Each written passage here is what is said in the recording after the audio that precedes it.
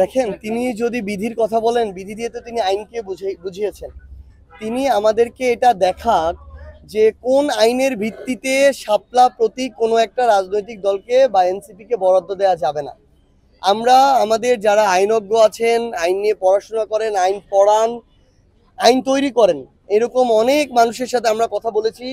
এনসিপিকে শাপলা প্রতীক দিতে কোনো আইনগত বাধা নেই বলেই আমরা আমাদের জায়গা থেকে শাপলা প্রতীক চেয়েছি। কিন্তু যখন আমরা এটা দেখতে পাই, আজকে উনি এই কথা কোন মুখে বলেন? এই প্রতীক তো আমরা আজকে আবেদন করি নাই। আমরা যেদিন রাজনৈতিক দল হিসেবে নিবন্ধনের জন্য আবেদন করেছিলাম, সেদিনই তো আমরা এই প্রতীক চেয়েছিলাম।